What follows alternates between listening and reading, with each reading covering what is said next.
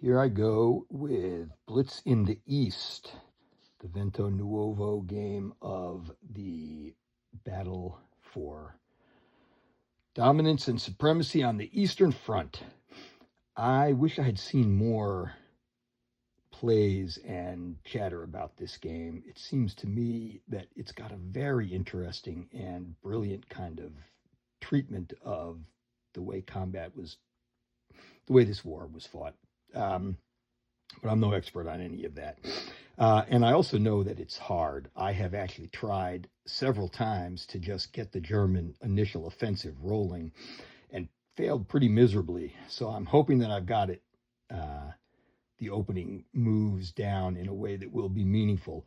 I am going to play the scenario that is 4 turns long, starting with the beginning of Barbarossa. And copying what Emmanuel did when he made his video of this, I have marked some hexes. Those orange triangles are hexes that are eligible to be claimed as attrition hexes in this game. And that attrition phase and the way that that is used and sequenced in this game is what I think makes it so unique. We'll be talking about that as the gameplay goes on. Also, take note that a number of cities have these numbers on them: 1, 2, 3, 4.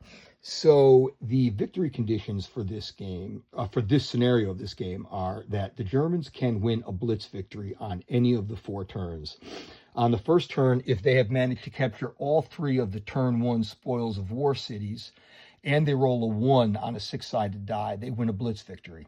So it's not easy to do, and it's low likelihood, but that's what they can do. On the second turn, if they've captured the number 2 cities, so you see Odessa down there, and I've never been good with the geography, Kiev, and what is Smolensk up here. If they capture all 3 of those cities on the second turn and roll a 2, and then the same thing for the 3 cities. So that includes Leningrad and Kharkov down here, and Tula up there. If they get those 3 cities on turn 3 and roll a 3, or the final turn, if they capture Moscow along with Rostov, and where's the other turn 4 victory city? And Sevastopol. If they get those 3 cities on turn 4 and roll a 4 or less on a 6-sided die, they win a blitz victory. Otherwise, they are looking for an operational victory with victory point accumulation. And we'll see how that goes. So the initial job for the Germans, as it was, is to try to set themselves up for a sort of a breakout to get their forces rolling in the Russian rear while the Russians are still very weak. And let me flip this so I don't forget it. And so I'm going to be trying to get that done. I have failed many times to make even a passable effort at getting the initial offensive off to a good start. So we will see as I go here if I can do it now. Okay, so here we go with yet another attempt to demonstrate some competence in this Blitz to the East game. This is the ground movement phase. And what happens here is the Axis moves their ground units in the typical way that we move units in war games. And at the end of the ground unit phase is the attrition phase. And what the attrition phase is about is what is the ratio of your ground unit strength compared to the enemy's ground unit strength in what they call in this game upfront hexes. And what the attrition is demonstrating is the ongoing combat that happened all along the front at all times, even if there wasn't any kind of major offensive happening. And so as the player who's on the offensive, so in this case, the Germans at the beginning, you want to be able to use the attrition phase to claim hexes and set yourself up to be able to have a combat phase and then potentially a blitz phase that allows you to really get your forces positioned well for the following turn. You want to be able to defend your gains, but also be in a position to try to launch future offensives. And so that is, I have found that bedeviling. I've tried 4 or 5 times to get the opening right and have not done super well. This time I think I've got a good handle on what I should be thinking about, and so we'll see if I'm right. A couple of things to take note of. As I said in the earlier video, these orange diamonds, those hexes are potentially claimable attrition hexes. We'll talk about that when it's time to do it. This purple pyramid, did I say diamond? Pyramid, is a hex that could become a claimable attrition hex. One thing you're not allowed to do is claim an attrition hex if the unit claiming it is going across a river. So if an Axis unit is here, or theoretically here, and they have enough claimable attrition hexes, this hex could become claimable. So I'm going to take those things off because we don't need to see them to go ahead and do this. And now I'm going to try to move the Axis, but first I'm going to have to take this Axis air unit and put it back at its base. I guess that was a recon mission that the Germans were running. And so, excuse me, here I go. Up here in Finland, there's an Axis unit that is a Finnish unit that can move adjacent to a Soviet unit. And here we go. Now, this is a good example of the importance of attrition versus combat. It's not likely that the Axis is going to send this unit all by itself on a combat, on a kind of an offensive against this Soviet unit. The odds would be very poor for the attacker there. But this does provide a 5-3 advantage for the Axis when you start counting up strength points during the attrition phase. So it makes a lot of sense to have that unit there for that reason. The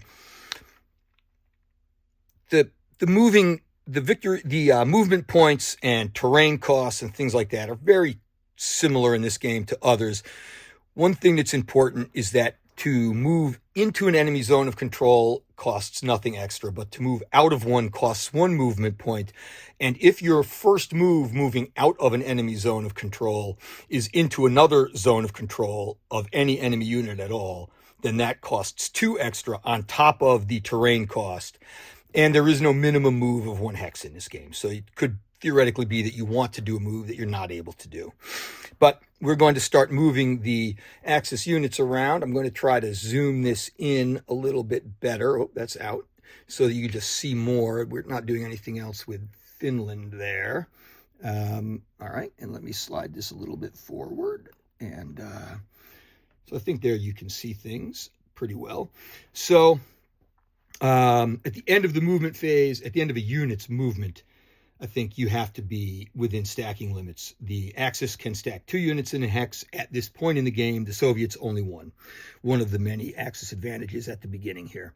So the Axis is going to start with this unit here, the 16th Army, and it has 4 movement points, and so it's going to move. It's moving out of a hex that's in a zone of control into a hex that's in a zone of control. So that's going to cost it 2 plus the movement cost, which means a total of 3. So it can accomplish that move. I won't keep talking up the movement points. I'm just going to make the moves. That rotation indicates that the unit has already moved. And then we'll move this unit, the 18th Army, up here. And where else did I want to do things? I think the 4th armor here, I think it hasn't moved, but it's going to just stay in its hex. And I think that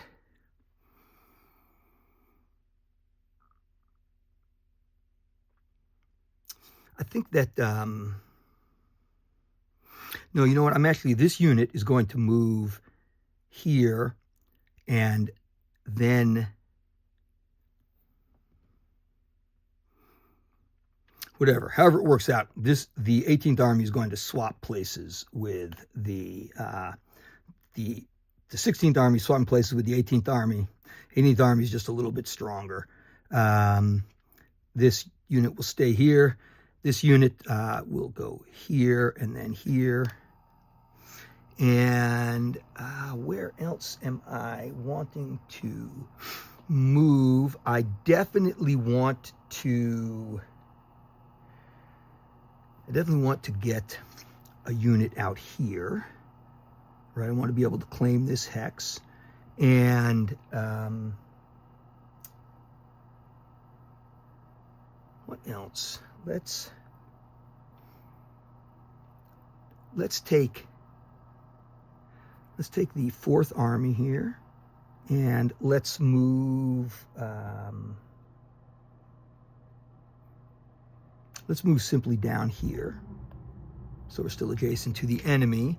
And here we have I'm going to talk more about the 2nd Panzer here in a moment, but for now I'm going to just think about where else I want to move. As I said, I definitely want to make this move here so that can be a claimable attrition hex.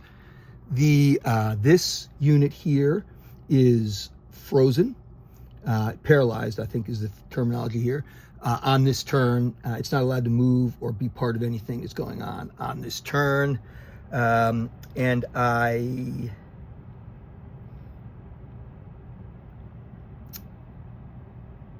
what else am I going to do? I think I don't want to lose Constanta to a Soviet counterattack, but I don't think that's too likely. Should I move here into the forest? Yeah, I think I'll move that there. And there's some units in the rear area here that I'll do a little movement with. Well, let me see if I can show you those real quick. This unit moved from here to here, and this Italian unit will move here. The railroad indicators are rail yards, and so units that begin the operational movement phase in those hexes can use rail movement under certain circumstances. There's no operational movement phase in this turn of this game. So where else am I moving here? I definitely want to get this armor unit moving up a little bit farther. How much farther do I want it to go? I think I will. So if it was to go here for 1 and then 2, yeah, it can move there. I'm going to place it there. And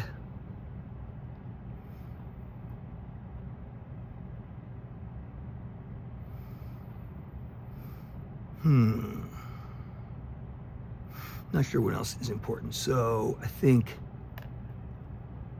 no, this unit, I think I want this unit to remain here. This armored unit here. One thing to take note of is that some of these units begin the game in a reduced state. All of the Soviet units begin the game as cadres with only a single step. The Axis units, if they have a full colored symbol, then they are full strength, or if it's white, then they're reduced. So this armor starts the turn in a reduced state, and I think I will move this armor here, and it has enough movement points. Is that what I want to do? Yeah, I think I will. I think I'll just put these 2 armor units here together, and I think that I am all done with ground movement for the Axis. I'm going to talk a little bit about this unit here. You see the lightning bolt on the counter. I'll zoom in a little bit just in case you can't. Too much. The lightning bolt on the counter. That means that this is a Blitz enabled unit, and there are a lot of conditions to be met to be allowed to Blitz. But after this, there's going to be a ground combat phase, and then there's a Blitz phase. And if the Axis, or if the phasing player is allowed to conduct a Blitz phase, the units that are able to activate in that phase are armored units that have the Blitz icon, and any unit that is adjacent to that unit. So part of my thinking here is, how do I get this unit to finish this turn set up in a way that will have it adjacent to as many strong German units as I possibly can, to allow the Blitz phase to be successful. So we'll see how I do with that. That seems to me to be one of the real keys to this game, is figuring out how to do that well. I think I'm also going to move this unit down here. I don't think I have to worry too much about the Soviets sort of launching a big attack here. So that moving there is going to cost 2 for the Zoc penalty, and then cost another 2 for the terrain. So that unit is done. And so I am done with movement, and now I have to count up strength points and figure out if either side has armored or air superiority. I'm going to do most of that offline and then talk about it in the next video. Okay, we're in the attrition phase here, and I realized a mistake that I made in movement I need to correct. So instead of moving this unit, which started here to here, what this does is this allows the Soviets to count this unit as an upfront unit, which would give them 28 strength points up front, which you'll see in a minute would be bad. So we're going to have this unit finish its move down here instead. And so when counting up the strength points, the first thing you do is determine armor or air superiority. Armor superiority happens if you have a 2-to-1 ratio of armor units, and those armor units need to be either upfront units or adjacent to a friendly upfront unit, in supply, always in supply. And so the Germans have 24 strength points in armor, and the Soviets, I'm sorry, that's not correct. You count full strength armor units count as 2, and reduced strength armor units count as 1. So the Germans have 2, 3, 4, 5, 6 points worth of armor superiority, and the Soviets have 1, 2, 3. So let me make a little change here. And the air units, you count air units that are in range of an upfront hex. So a full strength air unit counts for 2, and a cadre air unit counts for 1. So the Axis have 2, 4, 6. Down here they have 7. Up here they have 8, and the Soviets have 1, 2, 3, 4. So that gives the Germans armor and air superiority, and their ground strength is 71 to 26. And so you look at the attrition table, and here is the attrition table. And so this is the non-phasing player's strength total. So in this case, that's 26 points for the Soviets. You'll see why keeping that unit off the front line was important to the Axis, to keep them out of this column. And then the column that the Axis would fall under would be this one, 54 to 80. There are column shifts. You get a column shift for armor superiority, you get a column shift for air superiority, and on the first turn, the Axis have a column shift for surprise. So they end up in the column up here. This number, the 5, is the number of attrition hexes that the Axis is allowed to claim, one at a time, and it's also the number of battle markers that they have in the upcoming attack phase, attacks that they'll be allowed to launch. This number over here shows the number of air reaction markers that the non-phasing player has. That's 0 for the Soviets, so they won't be able to move any of their air units into battles. And the blue number is the non-phasing player unit hits suffered, and the red is the phasing player hits suffered. So we're going to count out 5 hits for the Soviets, and then the Germans are going to start claiming attrition hexes. In this game, not uncommonly, or not, it's not unique, the first hit that a unit suffers will do something called disorganize it, and the second hit will reduce it, and the third hit will eliminate it. If it is already reduced and takes 2 hits, it is eliminated. The Soviet units, as I said, are all reduced. So the Soviets pick the units which they will take hits on. So the first unit that they'll take a hit on is likely to be this one here. That unit has little hope. It will almost certainly not be able to retreat, even if it wants to. So that's probably a place to take a hit. Sorry, my iPhone kicked in with an alert and sort of disrupted things. So I put a hit here because that unit won't be able to retreat, and so doesn't have to worry about surviving. The next Soviet hit that I'm going to take is this unit here, because the Germans can't claim that hex in attrition. And even though that makes this unit disorganized, I don't think that the Axis is likely to mount an attack across the river on a 1-to-1 odds, even with the disorganized enemy unit. So I think that that's a good place to take that hit. The hits have to be on upfront units, by the way. And so this hex cannot be claimed in attrition, but if this hex is claimed during attrition, then in the combat phase, a battle can happen there. And so having that unit disorganized is not going to be good for the Soviets. So let's go ahead and see what other units. So again, I think this unit up here, guarding the gates of Leningrad, is a good one to take a hit on. It is in heavy terrain, so this hex cannot be claimed during attrition.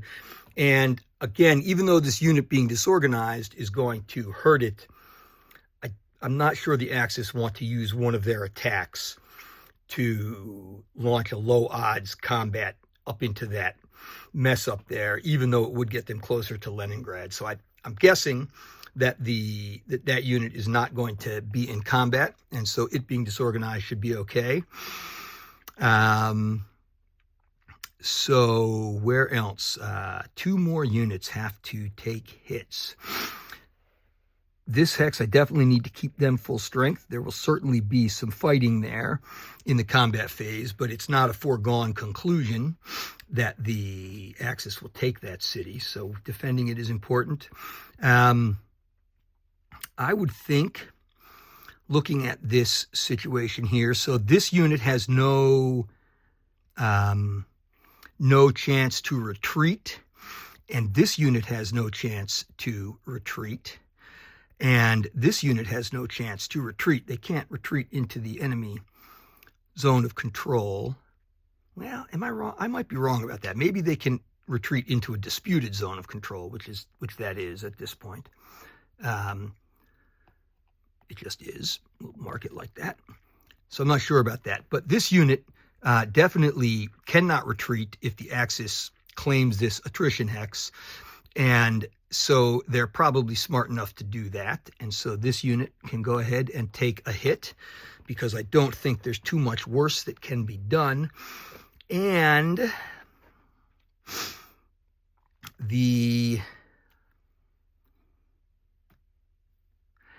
this is a claimable attrition hex. Does it make sense to disorganize that unit? I don't think it does. I think that it makes sense to, we've got 1, 2, 3, 4. I think it makes sense to take the 5th hit on one of these units, which will not probably be able to retreat, at least depending on the order that the Axis claims hexes. So which one should it be? Let's have the unit that takes the next hit be, it doesn't matter, this unit, I think.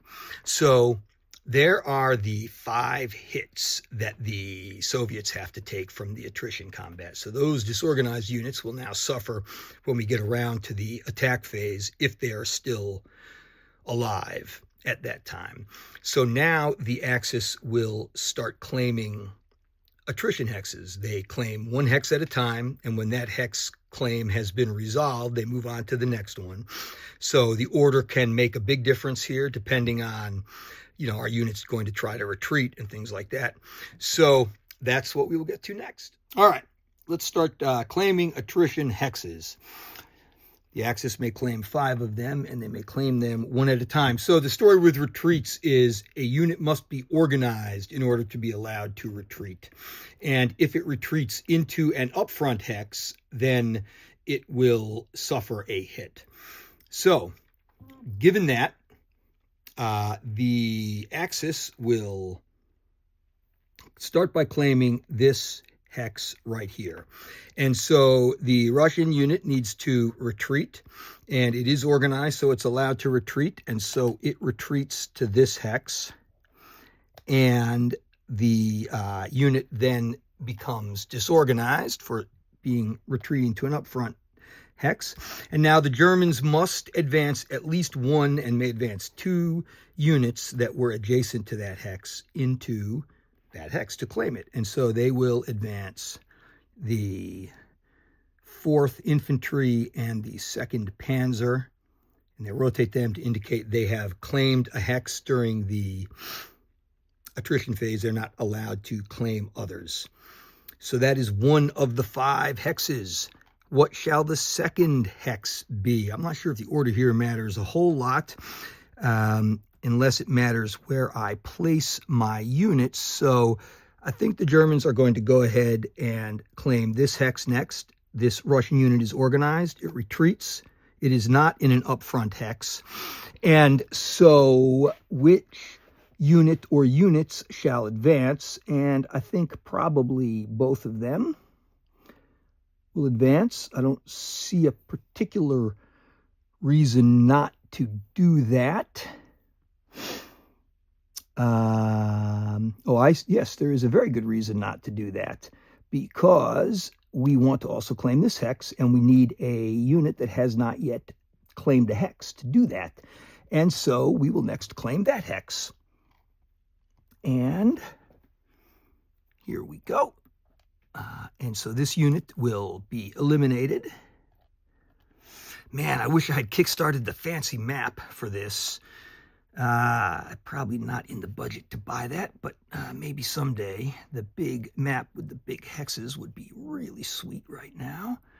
And so now this unit is the only unit that remains which is eligible to do this. So it will advance here and claim that attrition hex. So that's 3 hexes that the Germans have claimed so far.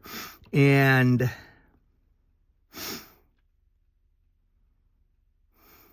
I sort of think I'm already kind of blowing it here. So I definitely need to be in a position to make a strong attack into Lvov in the combat phase. And so that means I need to have units adjacent there. So I think without question I have to claim this hex. This will be the 4th attrition hex that I claim. The Russians will retreat.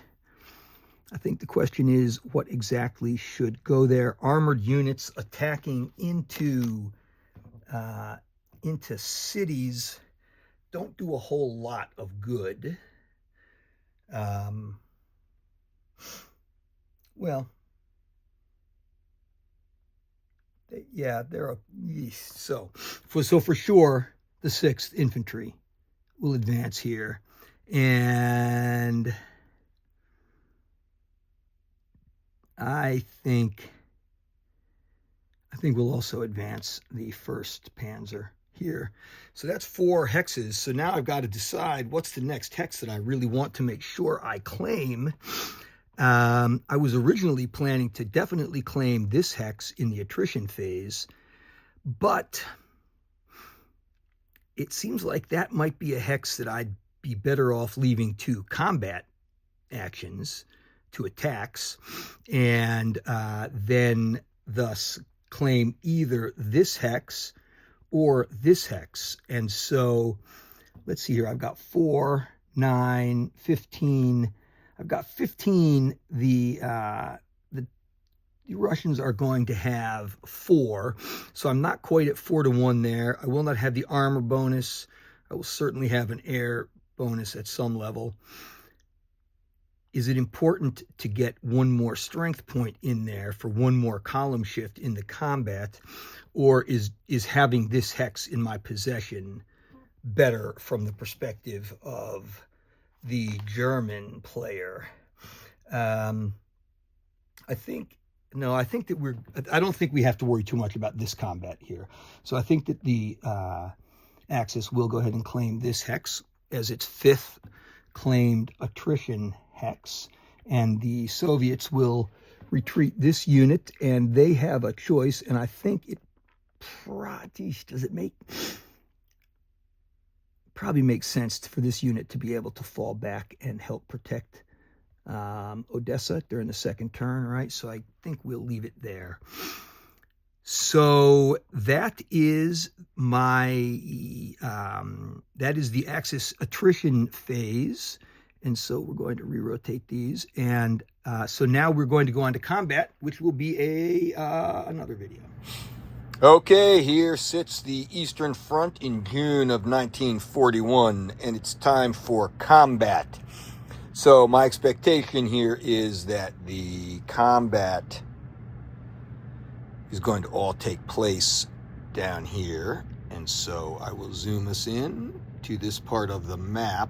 So in this game, the phasing player has received a certain number of combat or attack tokens based on the attrition results, and they're allowed to initiate that many ground combats. The Axis in this case have 5 available. You do not have to pre-designate them. You do one combat at a time. I have indicated with these orange pyramids here the hexes that I am particularly interested in taking, that I want to make sure I end up doing combat in, and so that's at least 4, and then I'll sort of decide what the 5th one should be when all is done. Now, I do think that it's potentially feasible as the Axis to think, well, okay, so this unit here, right, in Bialystok, they are cut off, and they're already disorganized, they're going to be out of supply. Maybe we don't need to waste a combat marker on that unit. Maybe we can just get them later during the next attrition phase or during another combat phase. And that, to me, that seems worth considering, because the first potential victory for the Axis is at the end of this turn if they hold this city, and this city, and roll a 1 out of 6. Slim chance. But if I have enough attack markers available, will I be able to get here?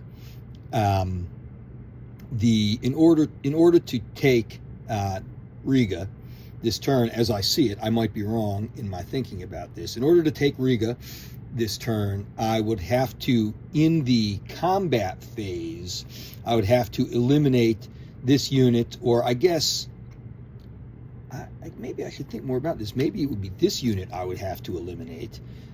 And then at the end of combat, when the Blitz phase happens, could I have this one Blitz eligible unit positioned in a place that would allow a unit adjacent to it to move far enough to get into Riga, which would be empty at that time? I would also need to do the same thing here. I'd have to defeat this unit in combat and have a unit available to move into Minsk. Zone of control movement penalties would make it so for this armored unit here, you might say, well, this armored unit could potentially just zoom up there. Maybe so, but it's 2 + 2 to get to there is 4, so it doesn't have enough. So even as I am sitting here making this video, I am rethinking my approach to this. So I'm going to hold off on this here. Without any question, I want to fight there. But then my problem is, if I do that fight, I have to either go solo with this infantry unit, and I would end up with air superiority and with the surprise bonus, but then I would have a shift back against me for the defender armor bonus. So that seems like the only reasonable way to consider knocking this unit out would be to attack with both the 4th Panzer and the 18th Infantry. Whereas with air support and surprise, I think it's reasonable to believe that the 4th Panzer could on its own accord take out this armored unit, or certainly take the city or the town of Kaunas. The other question would be, if I was here, 1, 2, 3, 4. Yeah, see, they're just, if I don't get this unit out of the way, I don't think there's any chance of me getting a unit into Minsk. I will take Lvov in combat here. That combat I'm pretty confident I'll win. But I just don't see a way to get all 3 of the cities of the victory point cities, and then looking ahead to what the second turn victory cities are. This 2 should be here. That 4 should be here. Then we have to think at the end of this turn, will we be in a position to be able to, and this is, the Soviets will have a turn in between, right? Will we be in a position, will we be strongly enough positioned to be able to take Smolensk and Kiev and Odessa? Is there any way to make that happen on the second turn? And I don't think that is very likely. So, okay, let's just do some combat here and see what happens. So the first hex that I will fight in will be this hex right here. And so we have 5 battle markers. We'll deploy 1. This should not be a difficult fight by any means. We have the 2nd Panzer and the 4th Infantry here with 14 strength points attacking this cadre unit with 2.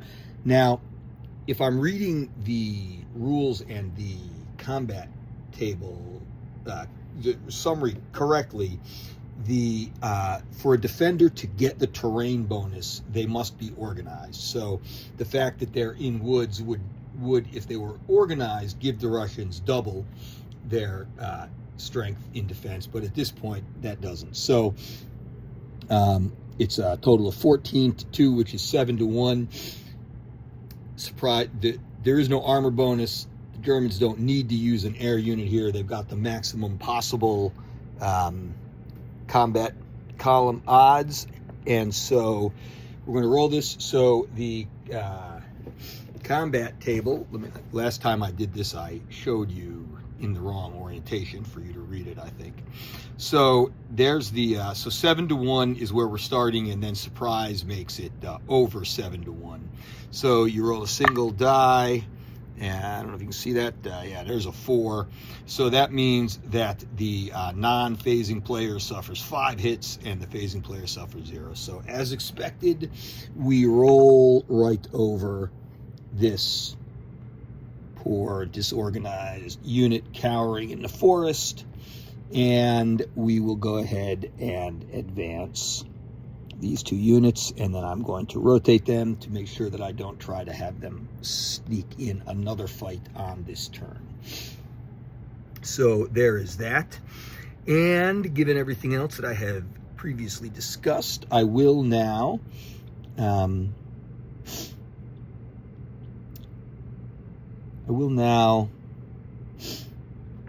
now here's another thing to consider.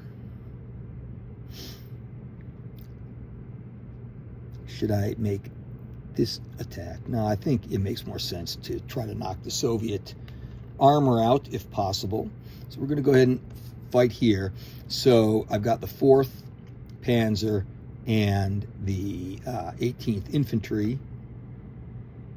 Wait, I need to do this combat first, just to make sure that we don't end up, oh no, a disorganized unit can't retreat, so that doesn't matter.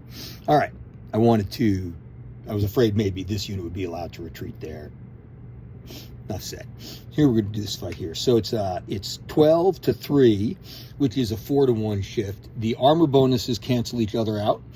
The surprise bonus makes it a 5-1, and so the Germans have to decide if they want to commit an air unit here, which they most certainly do. So the air unit comes in, and because that is a full-strength air unit, and it is not contested by an enemy air unit, that pushes the Axis attack to the 7-1 column again. And so as we realize, no matter what the roll is, the Soviets will suffer more than the 2 hits that they can survive. And so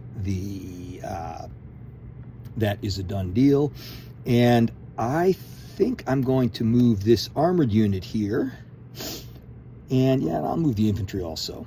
I'm pretty sure that during the Blitz phase, I can seal this up here. We'll see how that works. We'll see if I'm right about that, for one thing. Okay, so the next combat, let's just make sure we go ahead and take at least one spoils of war city here. We're going to go fight in Lvov, and this will be cool because you'll see how the air-to-air combat works. So the units that are available to attack Lvov are the 1st Panzer, which is reduced, and the 6th Infantry and the 4th Mountain Infantry. So that's a total of 15 against 2, but the defender in an organized defender in a major city doubles itself, and so that becomes a 4. So we have 15-4, which is 3-1, and there is no armor bonus, so the surprise bonus would be 4-1, and now the Germans will commit an air unit to this. And so as you can see, that there is now a Russian air unit and a German air unit. So I like the way air combat in this game is done. It's quite simple, but it makes a lot of sense to me. The full-strength German unit rolls 2 dice and hits on a 4, if you can see the way that is on the counter. And the Soviet unit rolls a single die and hits on a 5. And there's no disorganization for air units. They're either full-strength or cadre. So look at that, not a single hit. That's the first time that's ever happened in any of my plays. So there's no hits. So now what happens here is, it's 3-1 odds for the Axis here, and then 4-1 for the surprise bonus, and then 5-6-1 for their 2-strength air unit, but then back 1 for the Soviet air unit makes it 5-1. So this is the Axis are heavily favored in this fight here, as you can see, but it is far from guaranteed that they are going to make this happen in as stellar a fashion as they wish they could. But they do. They're loaded for bear. They inflict 4 hits, and so the 4 hits will eliminate the defender, and the Soviet air unit must rebase. Air units don't get destroyed during ground combat. The German unit, there will be a rebasing phase later.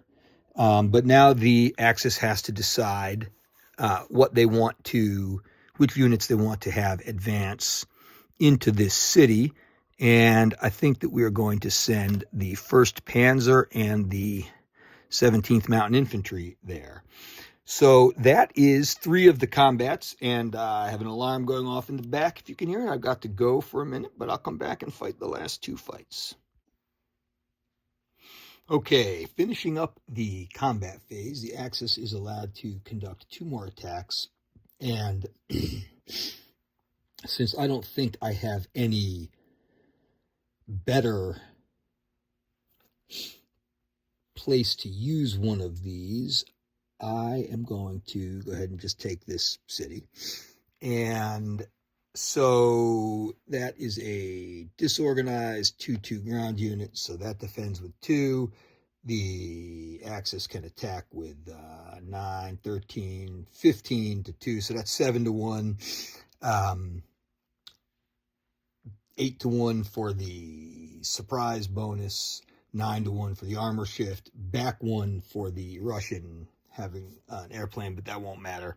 So that's a 3, and so the Russian unit is killed, and the airplane has to rebase. This is just a little bit interesting here. It can move up to 5 hexes, so 1, 2, 3. It could go to Minsk, but in Minsk during the Blitz phase, it would just be overrun. it wouldn't be able to do anything helpful, and it doesn't look like any other place it could be helpful for the Soviets to keep this air unit, so they're going to send it to Riga. And now the Axis has to decide which units will advance, and they will advance these 2 units into Bialystok and take it over. And, oh, you know what? Okay, so now I'm going to have to go back a minute. So the Germans are going to send that air unit in for rebasing purposes, so we have to do the combat with the Russians. So 2 dice for the Germans, 1 for the Russians. And so maybe that was a bad idea. The Germans suffered a hit, and they did kill that Russian unit, that air unit, so there's no rebasing there. But, yeah, maybe that was a bad idea. Who knows? It will all work out in the wash. So 1 more battle marker for the Axis. And I'm not sure how good I feel about this, but I'm going to go ahead and attack up here. They will send in this Finnish air unit. So it's 5-3. The Russians are disorganized, so they're not able to double their value. So it's a 1-1, 2-1 because of the air unit, 3-1 because of the surprise bonus. So that's not great odds. You'll see here, 3-1 on the combat table. This is not necessarily a good time from the German perspective, but I think that the potential reward is worth the risk. So let's hope I don't roll a 2. All right, 1 should not be much better. So it's 1 hit each. So the Russians are eliminated. They suffer another hit and are eliminated. The German unit is disorganized, but it does advance into the hex adjacent to Leningrad, the Finnish unit, I should say. Something is telling me that maybe that's not how it's supposed to go, that maybe there's some rule I'm missing that the Finns aren't allowed to leave Finland or something. I'll double check on that. But for now, I'm going to say the German combat phase is basically done. We now rebase our aircraft, both sides. The phasing player rebase, only the phasing player is rebasing. So this Finnish air unit here doesn't really have any place else to rebase to except back to Helsinki. Yeah, that I don't believe that's an air base, is it? All right, I'm going to have to look that up too. If it's allowed to rebase there, it will. If not, it won't. I don't think it'll matter. And so this German air unit here needs to rebase. This unit needs to rebase, but it's on an air base, so it's going to stay there. That will be its new base. And this unit here is also on an air base, and so it will stay there. And there are no other units that need to or are eligible to rebase. So that's the end of the combat phase. The Germans, if they had any units that were out of supply at the beginning of the turn, would have to check to see if they were back in supply. That's not the situation. So that's the end of the Germans' turn 1. And now the Soviets will come. Oh, no, I'm sorry. I completely messed up. We have the Blitz phase next. That will be the next clip. Okay, the Blitz phase. In this game, the phasing player is allowed to blitz. In order to have a Blitz phase, you must have purchased the offensive kit or token, I can't remember what they call it, and you have to have a Blitz-capable unit or units. The lightning bolt indicates Blitz-capable. The Axis does start this turn with the offensive kit, and so they can blitz. The Blitz-capable units and any units adjacent to them may participate in another round of ground movement and ground combat. My objective of getting as many good units as possible adjacent to this, I don't know how well I did with that. I've only got the 4 here. Air units could also participate if they are adjacent, but they are not. So there are no air units available here. So the Axis has taken 1 spoils of war city, and they will easily take Minsk. The question would be, is there any way to take Riga? And there is not in this current moment. I also need to sort of protect myself from possible Soviet counterattacks. So I definitely need to have a unit end up here. And so I've also got to worry about these Soviet units here kind of infiltrating. I don't feel like they could do too much damage coming through the swamps there. But regardless, and then we have to see how many movement points we've got. So to move from here to here would be 2 movement points, and then to move into Minsk would be 3 more movement points. 1 for the major city, and 2 for moving from a zone of control to a zone of control. So if I want the 2nd Panzer there, it can get there. The 4th Infantry could theoretically get there. They would go 1, 2, 3, right? And either of these units could get there. So I definitely want to take Minsk, and ideally I would like to eliminate this Soviet armored unit and possibly also be able to eliminate this infantry unit. And so I think that the way to do that, here's what I'm going to try. I will move these 2 units there, and I will move the 2nd Panzer right here, and I will, so I'm just going to get as much combat force as I can. So the air unit can't participate in this combat, and the phasing player is allowed to initiate as many combats as he had battle markers from the previous phase, but the Axis will only be initiating 2. So this unit here is squared off against a strength of 12. This unit's strength is doubled, so it's 12 to 4, which is 3 to 1. There's no armor bonus because it's the forest, and there's no air bonus. There is a surprise bonus, so that's 4 to 1. It's not ideal situation. It's not terrible. Let's see what we got. And I don't know if you can see that. It's a 2. It's not good. I think that's actually the worst possible roll here. Yes, 2 hits to each side. So that means that both of the Axis attackers become disorganized, and the Soviet unit at least is eliminated. It becomes disorganized, and then it dies. And one of the Axis units must enter the hex, and so we'll do that. And the next attack will be 14 to 3, which again is starts at the 4 to 1. Is that right? 14 to 3? Yeah, 14 to 3 is 4 to 1 instead of 5 to 1. The armor bonuses cancel each other out. No air combat, and so it's 5 to 1 for the with the surprise bonus. And that is the roll that we're hoping for there. All right, boom. See that? That's 4 hits. So they do, in fact, eliminate this Russian armor unit. It will come back, but they cost production to come back. And so now the question is, which units should stay and defend here?